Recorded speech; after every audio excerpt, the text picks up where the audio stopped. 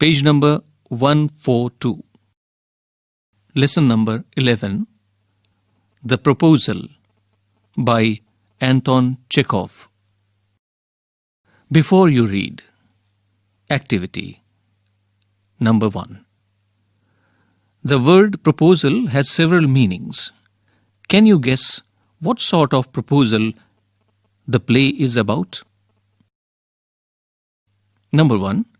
A suggestion, plan, or scheme for doing something. Number 2. An offer for a possible plan or action. Or number 3. The act of asking someone's hand in marriage. Inside the box, a Russian wedding. Do you know anything about a Russian marriage ceremony? Read this article about a Russian wedding. Preparations for a Russian wedding. A Russian wedding is very simple. The planning only includes arranging for rings, bride's dress, cars, and a reception.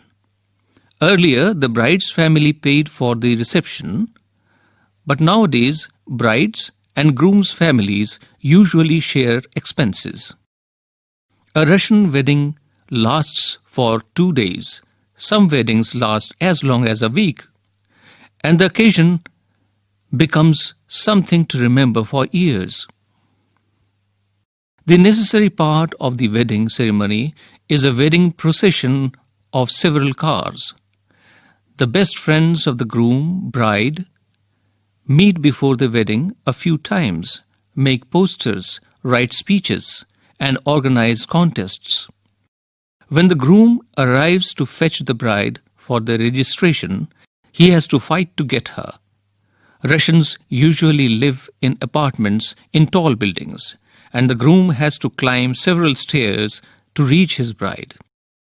But at each landing, he must answer a question to be allowed to go up.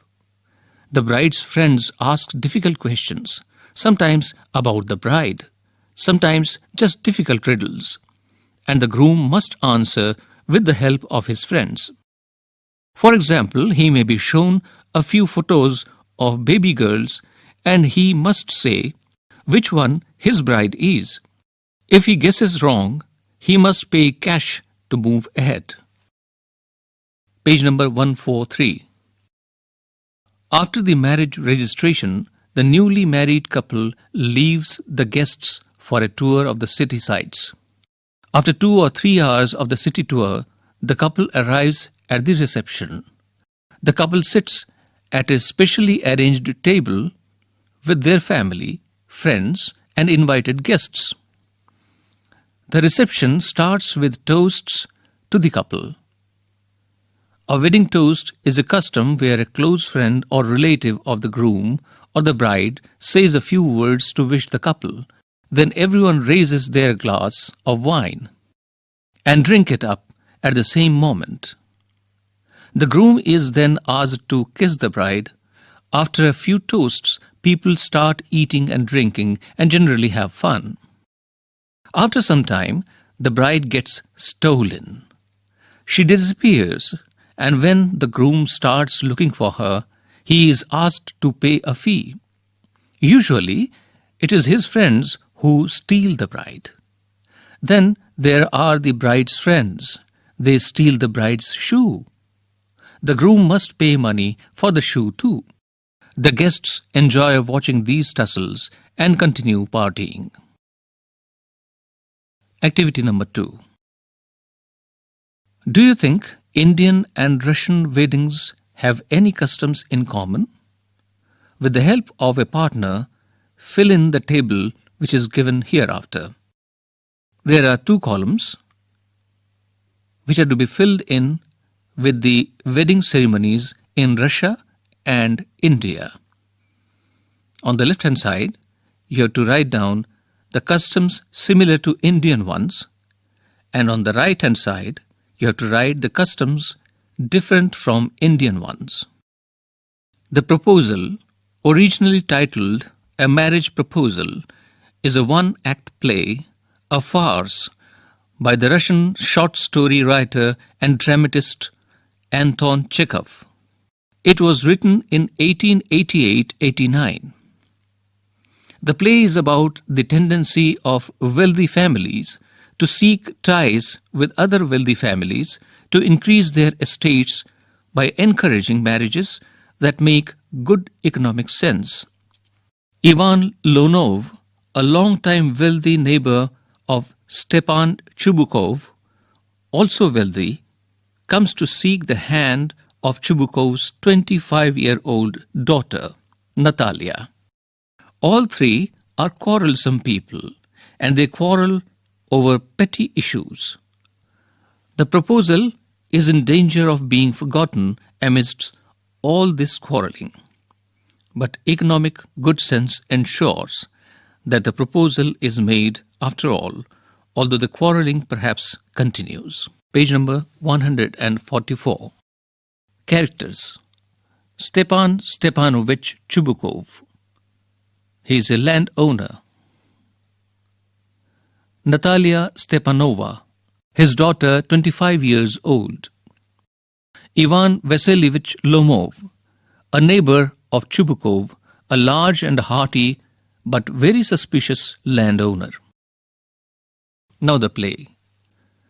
A drawing room in Chubukov's house. Lomov enters wearing a dress jacket and white gloves. Chubukov rises to meet him. Chubukov. My dear fellow, whom do I see? Ivan Vasilievich? I'm extremely glad. Now, this is a surprise, my darling. How are you? Lomov. Thank you. And how may you be getting on? Chubukov. We just get along somehow, my angel, thanks to your prayers and so on. Sit down, please do. Now, you shouldn't forget all about your neighbors, my darling. My dear fellow, why are you so formal in your get-up? Evening dress, gloves, and so on. Can you be going anywhere, my treasure? Lomov. No, I have come only to see you, honored Stepan Stepanovich. Chubukov. Then why are you in evening dress, my precious? As if you are paying a New Year's Eve visit? Lomov. Well, you see, it's like this. Takes his arm. I have come to you, honored Stepan Stepanovich, to trouble you with a request. Not once or twice have I already had the privilege of applying to you for help, and you have always, so to speak, I must ask your pardon. I am getting excited. I shall drink some water. Honor Stepan Stepanovich. Chubukov. He's come to borrow money. Shan't give him any. What is it, my beauty? Lomov. You see, honored Stepanovich. I beg your pardon, Stepan, Honorich. I'm awfully excited, as you will please notice. In short, you alone can help me, though I don't deserve it, of course, and haven't any right to count on your assistance. Chubukov. Oh, don't go round and round it, darling. Spit it out. Well? Lomov. One moment. This very minute. The fact is, I have come to ask the hand of your daughter, Natalia Stepanova, in marriage. Page number 145. Chubukov. My Jove! Ivan Vasilievich! Say it again! I didn't hear it at all! I didn't hear it all! Lomov. I have the honor to ask... Chubukov. My dear fellow, I am so glad, and so on. Yes, indeed, and all that sort of thing. Ah, Lomov, I have been hoping for it for a long time. It's been my continual desire. And I have always loved you, my angel, as if you were my own son. My God, give you both His help and His love and so on and so much hope. What am I behaving in this idiotic way for? I'm off my balance with joy, absolutely off my balance. Oh, with all my soul, I'll go and call Natalia and all that. Lomov, greatly moved. Honored Stepan Stepanovich, do you think I may count on her consent? Chebukov, why, of course, my darling. And as if she won't consent. She is in love, egad. She is like a lovesick cat, and so on. Shan't be long, shan't be long. Oh, it's cold. I'm trembling all over, just as if I had got an examination before me. Oh, the great thing is I must have my mind made up. If I give myself time to think, to hesitate, to talk a lot, to look for an ideal or for real love, then I'll never get married. It's cold. Natalia, page number 146. Oh, Stepanovna is an excellent housekeeper, not bad looking, well educated. What more do I want? But I am getting a noise in my ears from excitement. And it's impossible for me not to marry. In the first place, I'm already 35, a critical age, so to speak. In the second place, I ought to lead a quiet and a regular life. I suffer from palpitation. I'm excitable and always getting awfully upset. At this very moment, my lips are trembling, and there's a twitch in my right eyebrow. But the very worst of all is the way I sleep. Oh, no sooner get into bed and begin to go off, when suddenly something in my left side gives a pull, and I can feel it in my shoulder and head. I jump up like a lunatic, walk about a bit and lie down again. But as soon as I begin to get off to sleep, there is another pull, and this may happen 20 times. My goodness. Natalia. Well, there. It's you. And Papa said, go, there is a merchant come from his goods. How do you do, Ivan Vasilievich? Lomov. How do you do, honored Natalia Stepanovna? Natalia.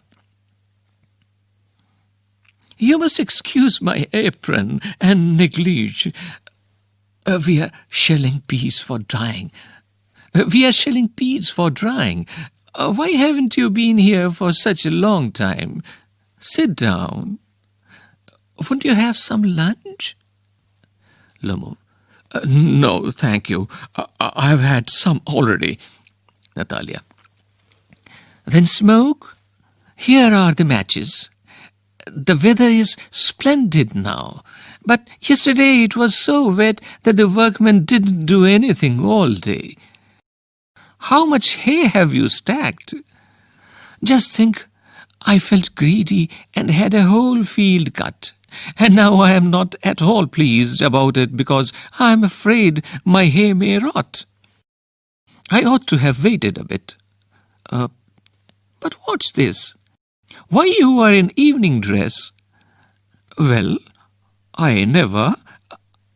Are you going to a ball or what? Though I must say you look better. Tell me, why are you got up like that?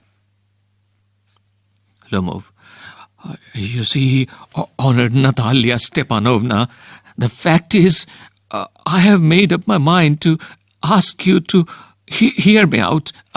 Of course, you will be surprised and perhaps even angry, but it's awfully cold, Natalia. What's the matter? Well, Lomov. I shall try to be brief.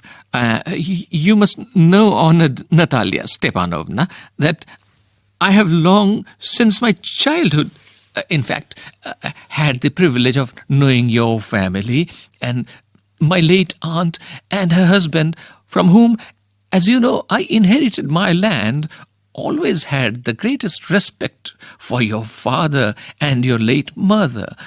And the Lomov and the Chubukovs have always had the most friendly, and I might almost say the most affectionate regard for each other. And as you know, my land is a near neighbor of yours.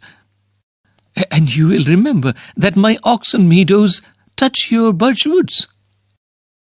Page number 147. Natalia. Excuse me interrupting you.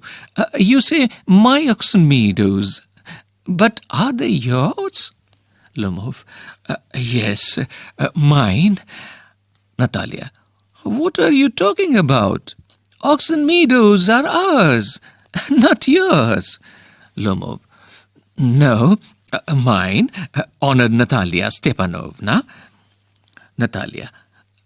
Well, I never knew that before. How do you make that out? Lomov. How? I'm speaking of those oxen meadows which are wedged in between your birchwoods and the burnt marsh. Natalia. Yes, they are ours. Lomov. No, you are mistaken, honored Natalia Stepanovna. They are mine. Natalia. Just think, Ivan Vasilievich, how long have they been yours? Lomov. How long? As long as I can remember. Natalia. Really? You won't let me to believe that? Lomov. But you can see from the documents, honored Natalia Stepanovna, oxen meadows, it's true, were once the subject of dispute, but now everybody knows that they are mine. There is nothing to argue about. You see, my aunt's grandmother gave the free use of these meadows in perpetuity to the peasants of your father's grandfather, in return for which they were to make bricks for her. The peasants belonging to your father's grandfather had the free use of the meadows for 40 years and had got into the habit of regarding them as their own. When it happened that... Natalia. No, it isn't at all like that. Both grandfather and great-grandfather reckoned that their land extended to burnt marsh, which means that oxen meadows were ours. I don't see what there is to argue about. It's simply silly. Page number 148. Lomov. I'll show you the documents, Natalia Stepanovna. Natalia. No, you are simply joking or making fun of me. What a surprise! We have had the land for nearly 300 years, and then we are suddenly told that it isn't ours. Ivan Vasilievich, I can hardly believe my own ears. These meadows aren't worth much to me. They only come to 5 desiatins and are worth perhaps 300 rubles. But I can't stand unfairness. Say what you will. I can't stand unfairness. Lomov. Hear me out, I implore you. The peasants of your father's grandfather, as I have already had the honor of explaining to you, used to bake bricks for my aunt's grandmother. Now my aunt's grandmother, wishing to make them a present... Natalia. I can't make head or tail of all this about aunts and grandfathers and grandmothers. The meadows are ours, that's all. Lomov. Mine. Natalia. Ours. You can go on proving it for 2 days on end. You can go and put on 15 dress jackets, but I tell you, they are ours, ours and ours. I don't want anything of yours, and I don't want to give anything of mine. So there. Lomov. Natalia Stepanovna. I don't want the meadows, but I am acting on principle. If you like, I'll make a present of them. Natalia. I can make you a present of them myself, because they're mine. Your behavior, Ivan Vasilievich, is strange, to say the least. Up to this, we have always thought of you as a good neighbor, a friend. Last year, we lent you our threshing machine, although on that account we had to put off our own threshing till November. But you behaved to us as if we were gypsies, giving me my own land, indeed. No, really, that's not at all neighborly. In my opinion, it's even impudent, if you want to know. Lomov. Then you make out that I am a land grabber? Ma'am, never in my life have I grabbed anybody else's land, and I shan't allow anybody to accuse me of having done so. Oxen meadows are mine. Natalia. It's not true. They're ours. Lomov. Mine. Page number 149. Natalia. It's not true. I'll prove it. I'll send my mowers out to the meadows this very day. Lomov. What? Natalia. My mowers will be there this very day. Lomov. I'll give it to them in the neck. Natalia. You dare? Lomov. Oh, oxen meadows are mine. You understand? Mine. Natalia. Please don't shout. You can shout yourself hoarse in your own house, but here I must ask you to restrain yourself. Lomov. If it wasn't, ma'am, for this awful excruciating palpitation, if my whole inside wasn't upset, I would talk to you in a different way. Oxen meadows are mine. Natalia. Ours. Lomov. Mine. Natalia. Ours. Lomov. Mine. Chubukov. What's the matter? What are you shouting for? Natalia. Papa, please tell this gentleman who owns Oxen Meadow, we or he? Chubukov. To Lomov. Darling, the meadows are ours. Page number 150. Lomov. But please, Stepan Stepanovich, how can they be yours? How can they be yours? Do be a reasonable man. My aunt's grandmother gave the meadows for the temporary and free use of your grandfather's peasants. The peasants used the land for 40 years and got accustomed to it, as if it was their own. When it happened that... Chubukov. Excuse me, my precious. You forget just this, that the peasants didn't pay your grandmother and all that because the meadows were in dispute and so on. And now everybody knows that they are ours. It means that you haven't seen the plan. Lomov. I'll prove to you that they are mine. Chubukov. You won't prove it, my darling. Lomov. I shall. Chubukov. Dear one, why yell like that? You won't prove anything just by yelling. I don't want anything of yours and don't intend to give up what I have. Why should I? And you know, my beloved, that if you propose to go on arguing about it, I'd much sooner give up the meadows to the peasants than to you there. Lomov. I don't understand. How have you the right to give away somebody else's property? Chubukov. You may take it that I know whether I have the right or not. Because, young man, I am not used to being spoken to in that tone of voice, and so on. I, young man, am twice your age, and ask you to speak to me without agitating yourself and all that. Lomov. No, you just think I am a fool and want to have me on. You call my land yours, and then you want me to talk to you calmly and politely. Good neighbors don't behave like that, Stepan Stepanovich. You are not a neighbor, you are a grabber. Chubukov. What's that? What did you say? Natalia. Papa, send the mowers out to the meadows at once. Chubukov. What did you say, sir?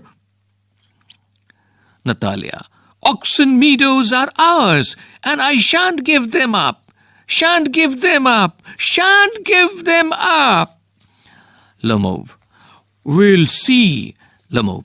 We'll see. I'll have the matter taken to court, and then I will show you. Chubukov. To court? You can take it to court and all that. You can. I know you. You are just on the lookout for a chance to go to court and all that. You pettifogger, all you people are like that, all of them. Page number 151. Lomov. Never mind about my people. The Lomovs have all been honorable people, and not one has ever been tried for embezzlement like your grandfather. Chubukov. You Lomovs have had lunacy in your family, all of you. Natalia. All. Chubukov. Your grandfather was a drunkard, and your younger aunt, Nastasia Mihailovna, ran away with an architect, and so on. Lomov. And your mother was bum-packed. Oh, something pulling me. Something pulling in my side. My head. Help. Water. Chubukov. Your father was a guzzling gambler. Natalia. And there haven't been many backbiters to equal your aunt. Lomov. My left foot has gone to sleep. You are an intriguer. Oh, my heart. And it's an open secret that before the last elections I can see stars. Where's my hat? Natalia. It's low. It's dishonest. It's mean. Chubukov. And you are just a malicious, double-faced intriguer. Yes.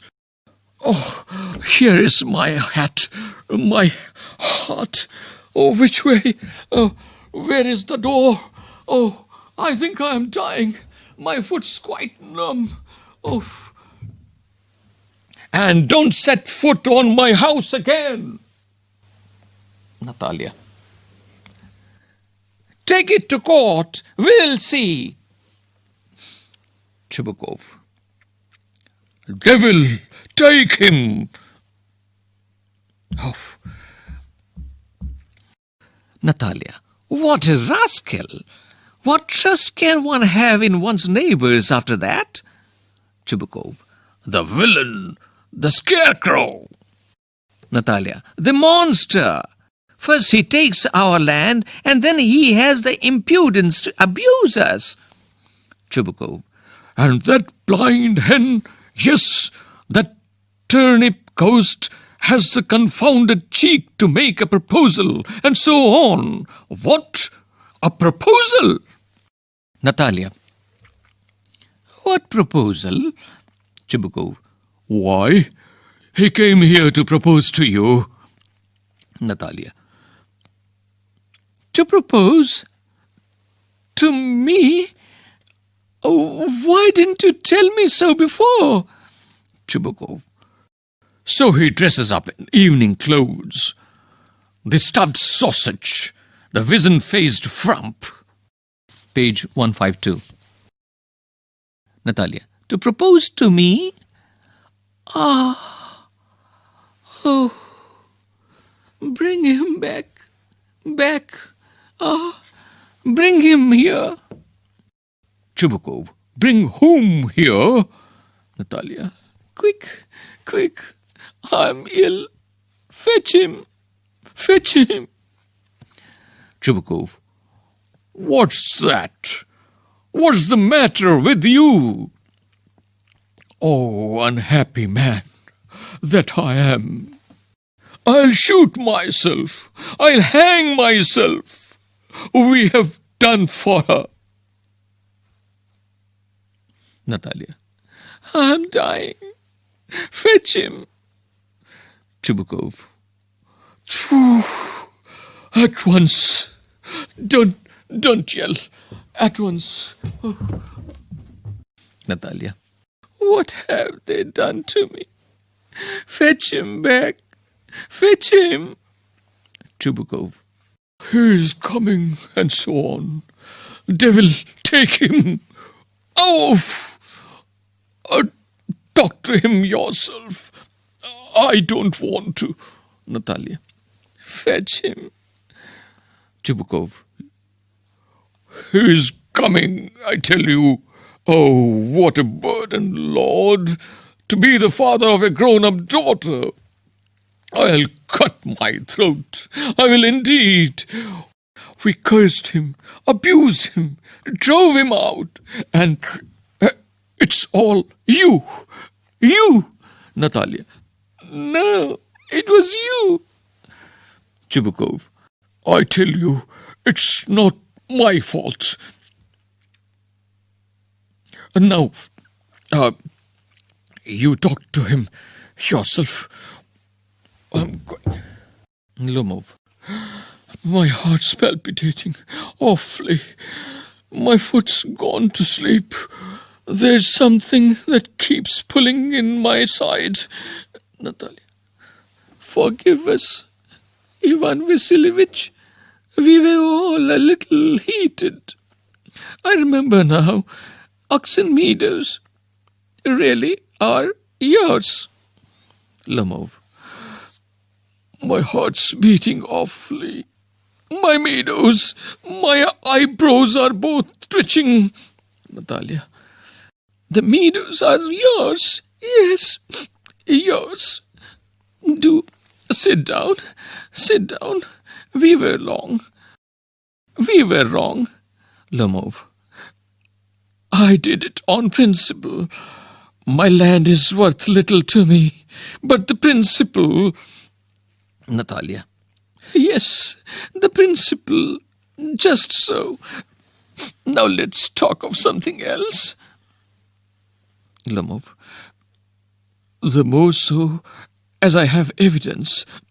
My aunt's grandmother gave the land to your father's grandfather's peasants. Natalia. Yes, yes. Let that pass. I wish I knew how to get him started. Are you going to start shooting soon? Page number 153. I'm thinking of having a go at the blackcock, honored Natalia Stepanovna, after the harvest. Oh, have you heard? Just think what a misfortune I have had. My dog Guess, who you know has gone lame. Natalia. Oh, what a pity. Why? Lomov. I don't know. Must have got his leg twisted or bitten by some other dog. My very best dog, to say nothing of the expense. I gave Mironov 125 rubles for him. Natalia. It was too much, Ivan Vasilievich. Lomov. I think it was very cheap. He is a first-rate dog. Natalia. Papa gave 85 rubles for his squeezer, and squeezer is heaps better than guess. Lomov. Squeezer better than guess? What an idea! Squeezer better than guess? Natalia. Of course he is better. Of course. Squeezer is young. He may develop a bit, but on points and pedigree he is better than anything that even Volchanitsky has got. Lomov. Excuse me, Natalia Stepanovna, but you forget that he is overshot, and an overshot always means the dog is a bad hunter. Natalia. Overshot? Is he? The first time I hear it. Lomov. I assure you that his lower jaw is shorter than the upper. Natalia. Have you measured? Lomov. Yes. He is all right at following, of course, but if you want to get hold of anything... In the first place, our squeezer is a thoroughbred animal, the son of harness and chisels, while there is no getting at the pedigree of your dog at all. He is old and as ugly as a worn-out cab horse. Lomov. He is old, but I wouldn't take 5 squeezers for him. Why, how can you?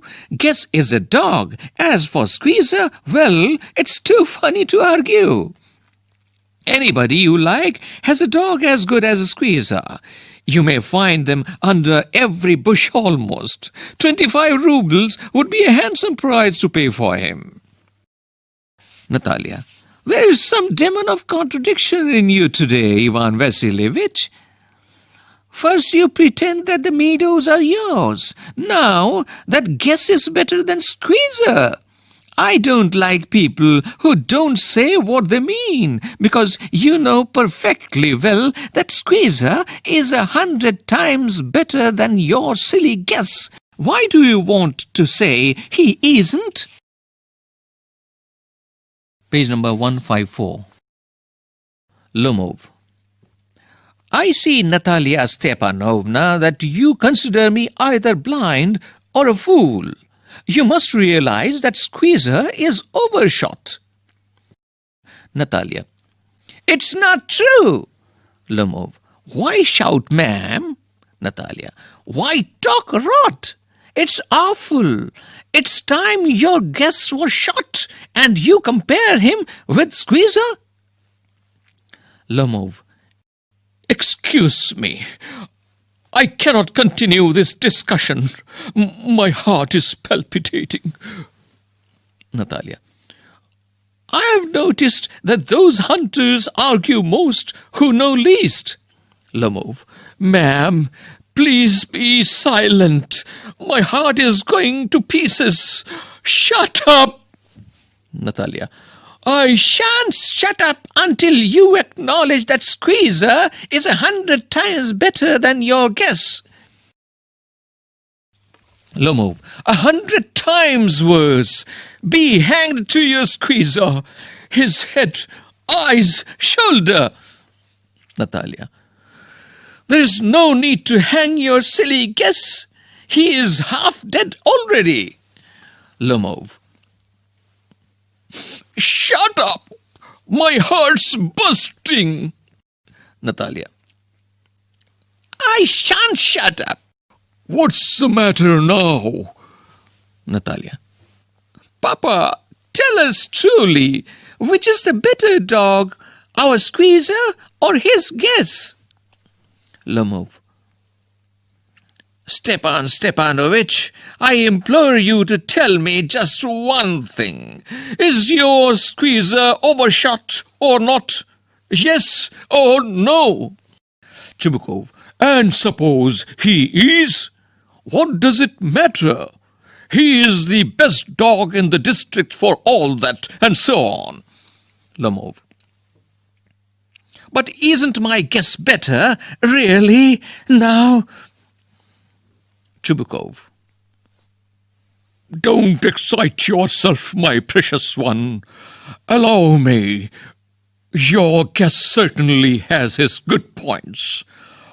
He's purebred, firm on his feet, has well-sprung ribs and all that. But my dear man, if you want to know the truth, that dog has two defects. He's old and he's short in the muzzle. Lamov. Excuse me, my heart. Let's take the facts. You will remember that on the Marsunsky hunt, my guest ran neck to neck with the Count's dog, while your squeezer was left a whole vest behind. Chubukov. He got left behind because the Count's whipper-in hit him with his whip. Page number 155. Lomov.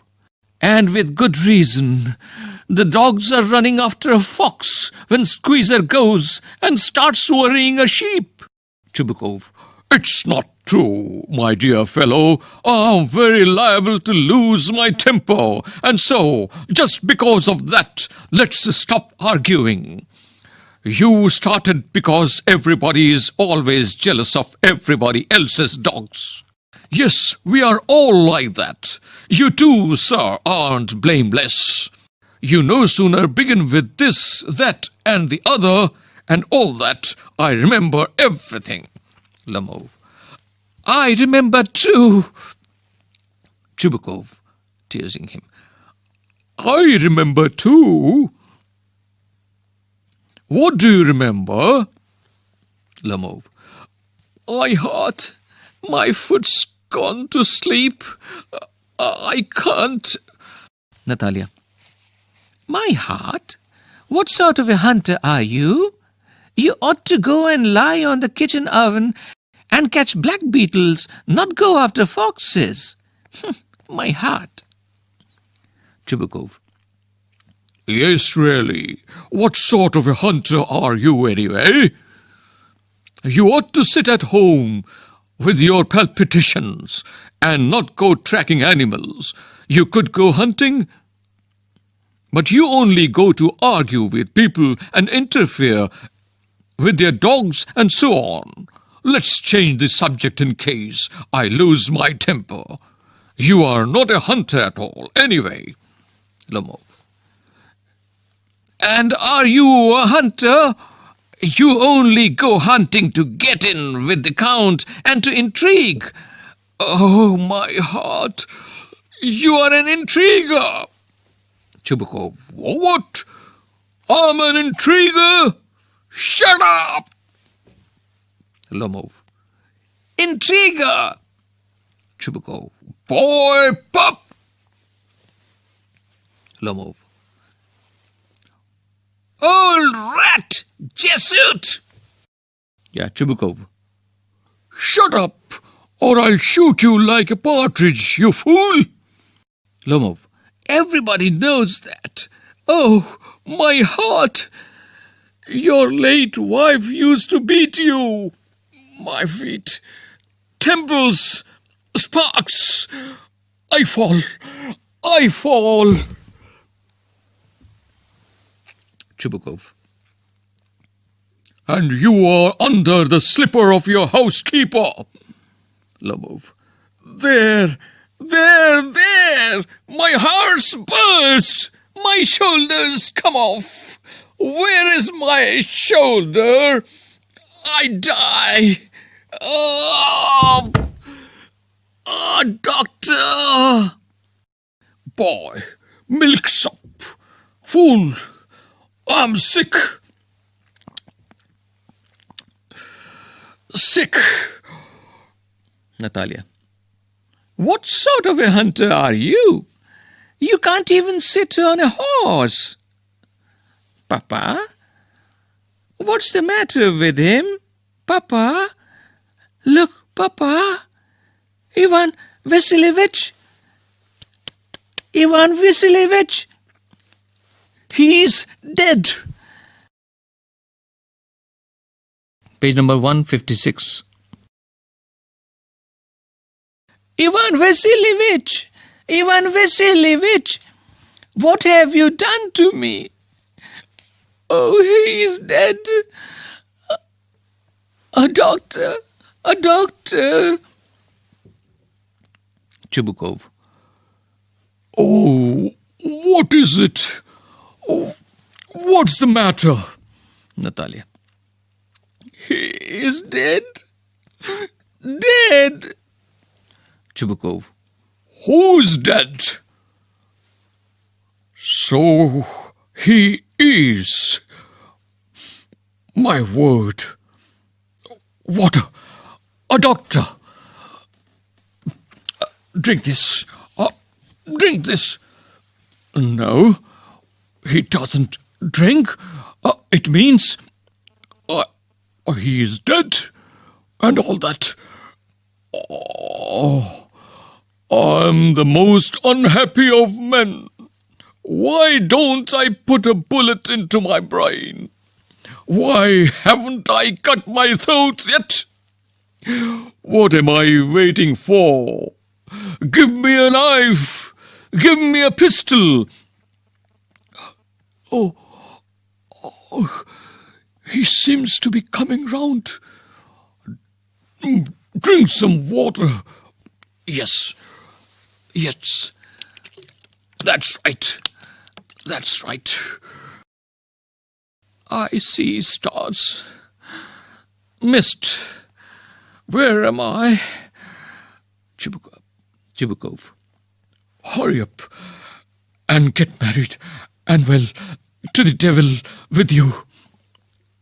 Hurry up and get married, and well, to the devil with you. She is willing.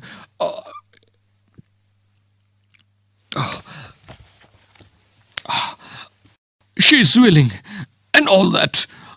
I give you my blessing, and so on. Only leave me in peace. Lomov. What? To whom? Chubukov. She is willing. Well, she is willing. Well, kiss and be damned to you. Natalia.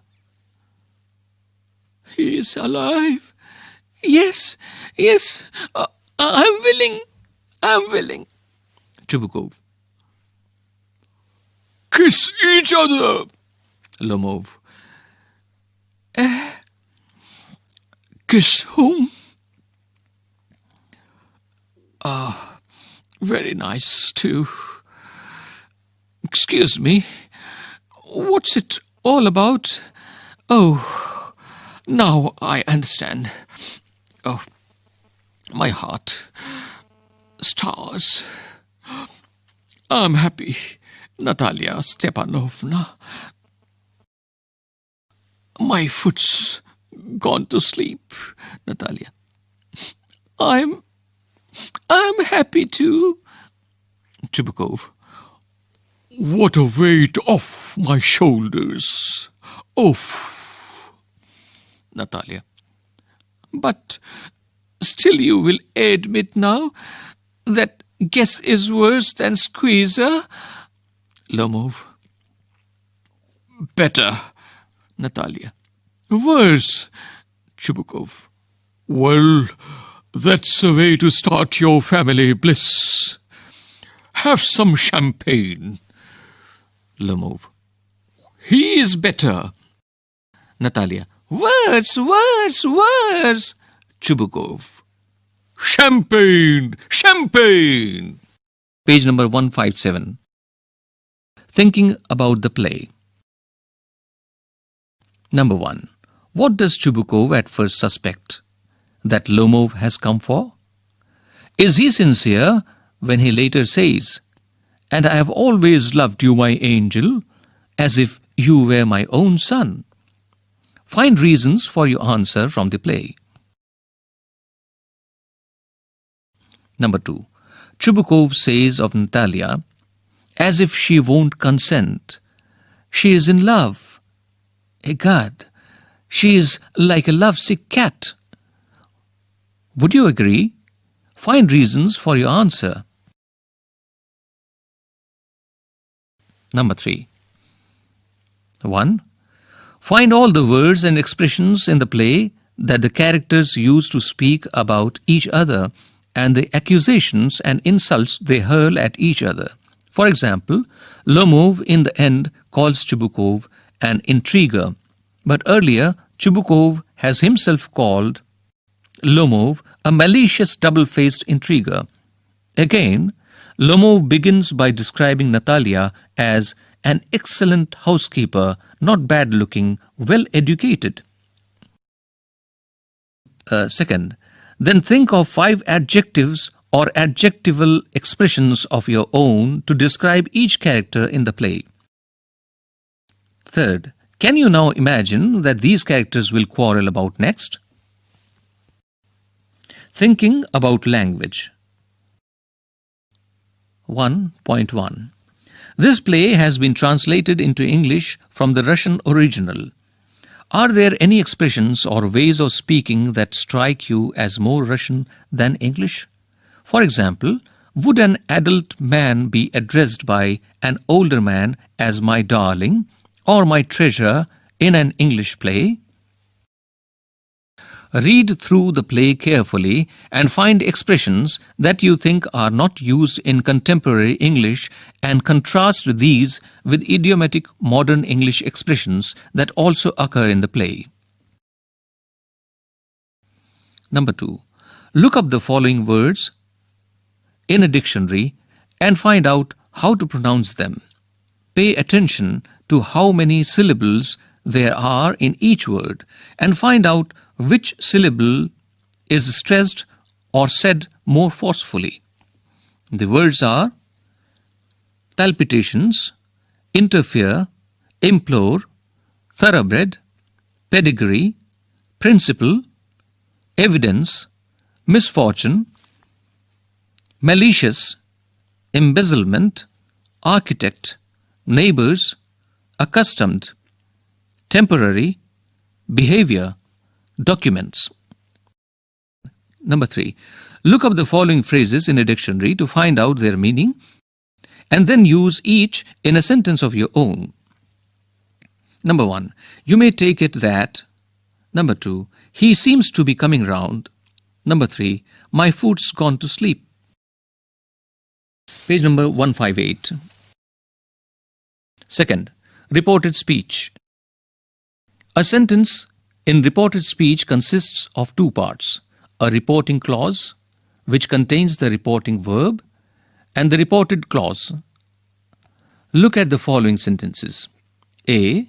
I went to visit my grandma last week, said Mamta. B. Mamta said that she had gone to visit her grandma the previous week. In sentence A, we have Mamta's exact words.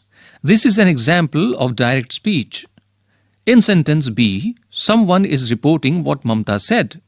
This is called indirect speech or reported speech.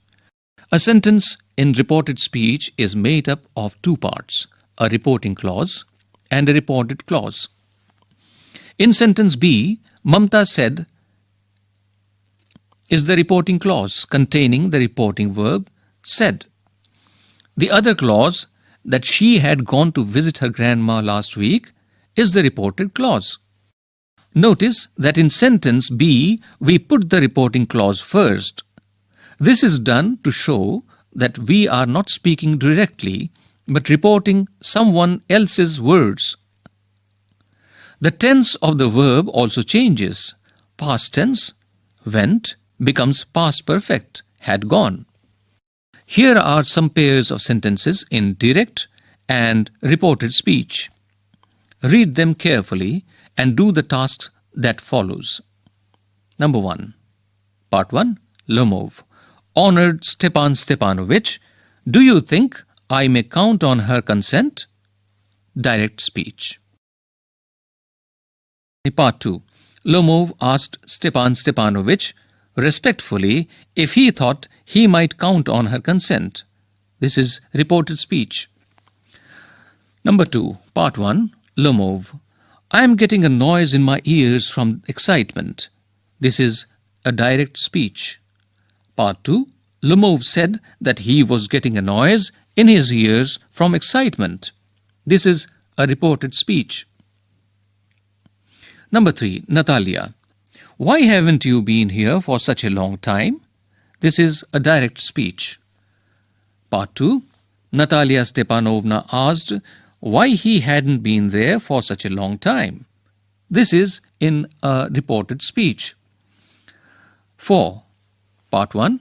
Chubukov. What's the matter? This is a direct speech. Part 2. Chubukov asked him what the matter was, and this is in the reported speech. Number 5. Part 1. Natalia. My mowers will be there this very day. This is a direct speech. Part 2. Natalia Stepanovna declares that her mowers would be there that very day. This is in the reported speech. You must have noticed that when we report someone's exact words, we have to make some changes in the sentence structure. In the following sentences, fill in the blanks to list the changes that have occurred in the earlier given pairs of sentences. One has been done for you. Page number 159. Number 1. To report a question, we use the reporting verb asked, as in sentence set 1. Now the exercise for you from 2 to 7. Number 2. To report a declaration, we use the reporting verb blank space for your answer. Number 3. The adverb of place here changes to a blank space. Number 4. When the verb in direct speech is in the present tense, the verb in reported speech is in the blank tense, as in sentence set number 3. Number 5. If the verb in direct speech is in the present continuous tense, the verb in reported speech changes to blank space tense. For example, blank space changes to was getting. Number 6. When the sentence in direct speech contains a word denoting respect, we add the adverb blank space in the reporting clause, as in sentence set 1. 7. The pronouns I, me, our, and mine,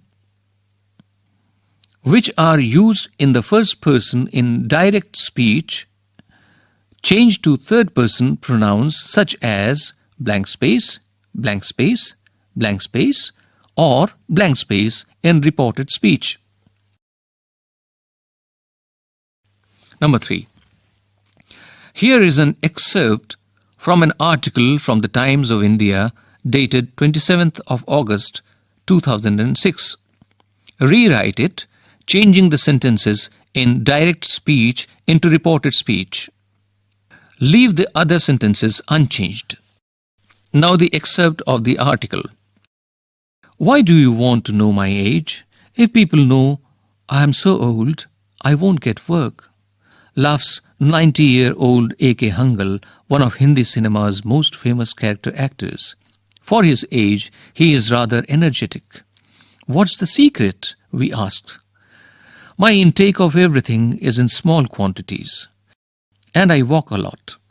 He replies, I joined the industry when people retire. I was in my 40s, so I don't miss being called a star. I am still respected and given work when actors of my age are living in poverty and without work. I don't have any complaints. He says, adding, but yes, I have always been underpaid. Recipient of the Padma Bhushan, Hangal have never hankered after money or materialistic gains.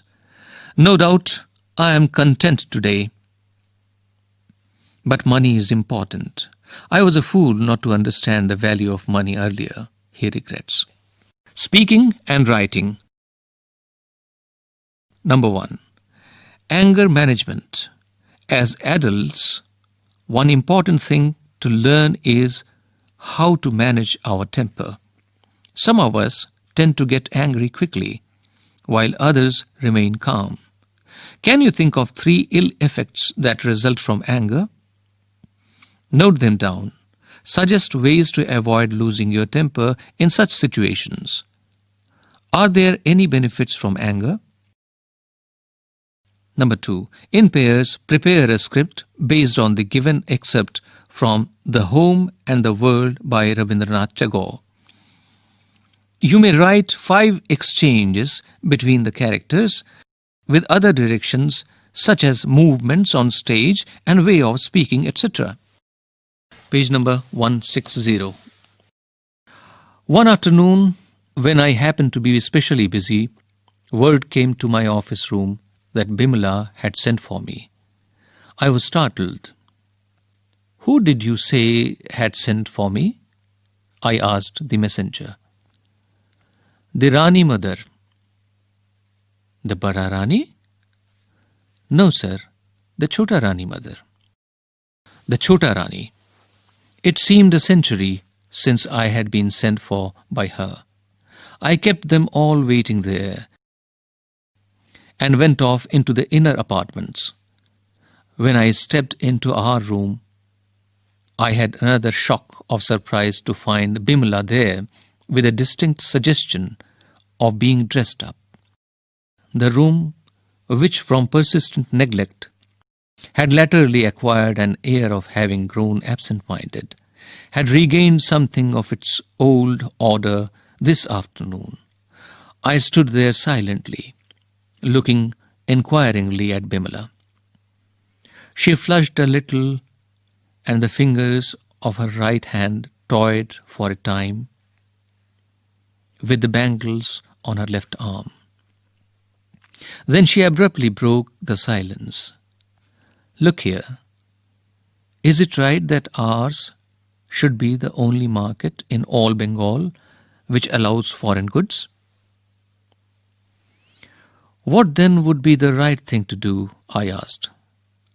"Order them to be cleared out." "But the goods are not mine." "Is not the market yours?" "It is much more theirs who use it for trade." "Let them trade in Indian goods then." "Nothing would please me better, but suppose they do not?" "Nonsense. How dare they be so insolent? Are you not? I am very busy this afternoon and cannot stop to argue it out. But I must refuse to tyrannize.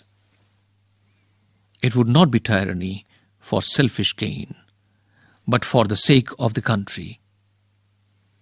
To tyrannize for the country is to tyrannize over the country. But that I am afraid you will never understand. With this, I came away. Number 3. In groups, discuss the qualities one should look for in a marriage partner. You might consider the following points.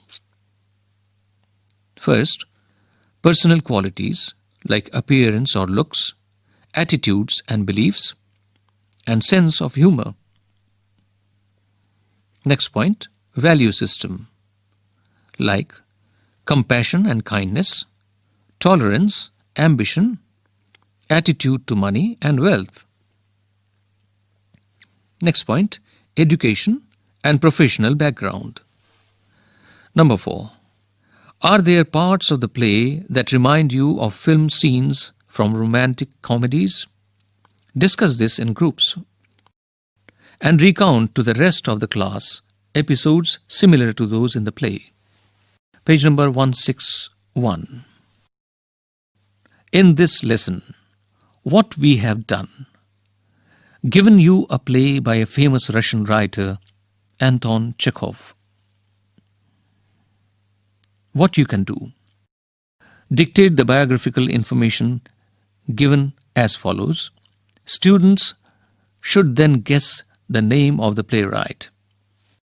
A blank space, followed by the indication that the person concerned lived between 1564 and 1616.